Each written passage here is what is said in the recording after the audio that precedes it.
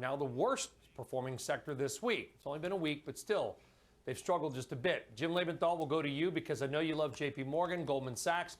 Does the performance this week make you change your mind at all? Not at all, and you alluded to it. 1 week is meaningless in the time horizon of a long-term investor. I'm not even sure I can tell you why this week is bad. Is because the 10-year is back below 130. If that is the reason, I would say that is absolutely looking at the wrong playing field. This is not necessarily an interest rate story. Yeah, it'd be nice if interest rates go higher, and I suspect they will.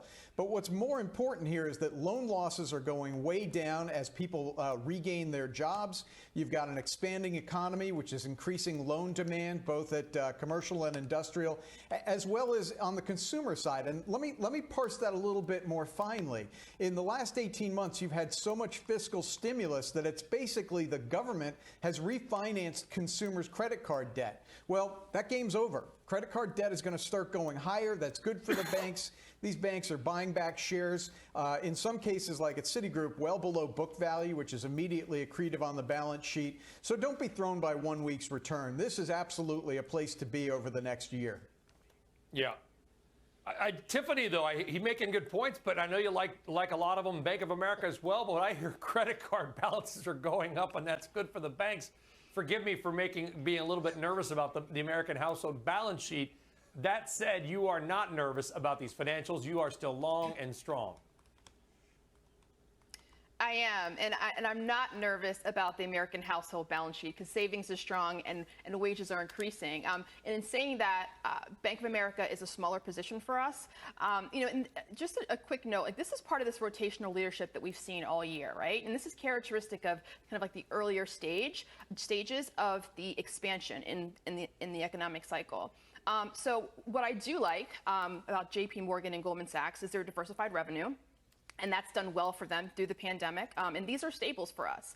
But I also like the smaller kind of financial advisory firms like a Houlihan Lokey, right? Which is up over 35% this year. But what I'm really excited about too, and I love tech, is fintech, right? I think fintech companies are putting traditional financials on notice. Love Square, I own Square, PayPal, own that, and also Robinhood. And for all of the sometimes controversial talk about Robinhood, if you've ever, I don't know if, how many of us on here, because we are professionals, actually have a Robinhood account and how easy it is to buy a stock, to learn about a stock in very, very little time. It's totally different than if someone were a client of ours. So I'm just really excited about that opportunity as well. Yeah, Robinhood Market's up 1% right now today. Pete, I know you own a bunch of the call side. Do you own any of the equities in the financials?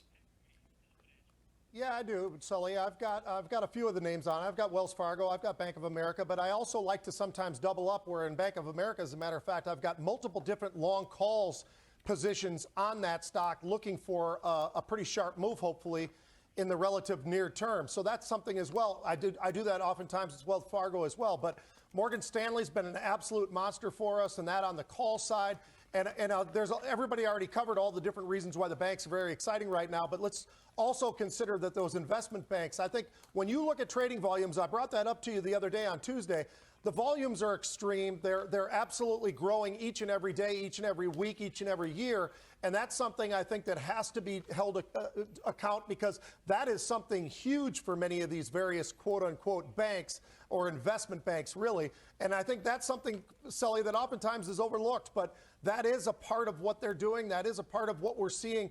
And one of the reasons why I think we are seeing a lot of these names with a lot of room to the upside still on the breakout. And they're inexpensive when you look at book, where they're trading versus book, except for J.P. Morgan.